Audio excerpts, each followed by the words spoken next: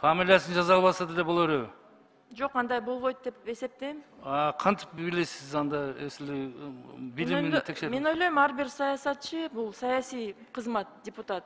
Ар бир саясатчы өзүнүн жоопкерчилигин сезип, билими жок болсо депутаттыкка барбайт деп. Жогорку билими жок жарандар дагы жогорку кеңештин депутаты болуп шайлана алат. Баш мыйзамда дагы жогорку билим талап кылынбайт. Бул тууралуу Борбордук шайлоо комиссиясынын төрайымы Нуржан Шайылдабекова парламентте билдирди.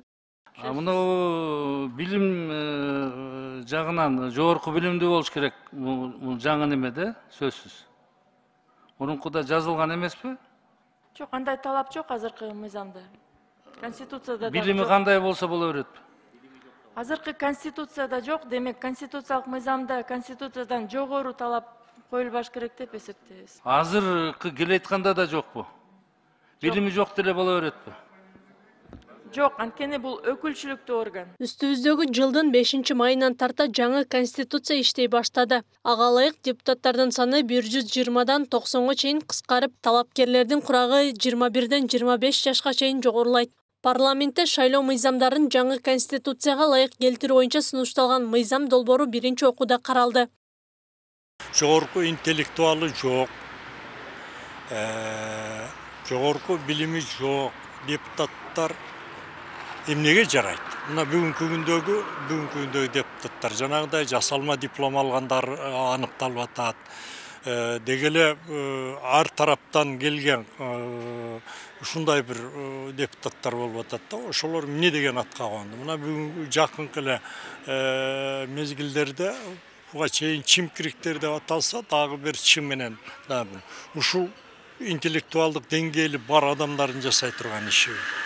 Ушул биздин парламенттен Ак үйдө ошондой окуялардын болушу, ошондой көрүнүштөрдүн орун алышы дегеле акылга сыябы. Мындан улам коомчулукта жогорку кеңешке жогорку билими жок жарандардын келиши ал ишемдик катары сыпатталууда. Жогорку билимде эгер барып окуган болсо, жанагындай болуп сырттан жүрө берип эле диплом алган эме болбосо, ал сөзсүз бир багыт боюнча терең билими бар киши. Андай бир багыт боюнча терең билими бар киши көп багыттан маалыматтуу болот. Ошол депутат бир эле багытты эме кылган киши болбош керек да. Кыргызстанды көйгөйлүү маселелердин баарын сезе билген киши болуш керек.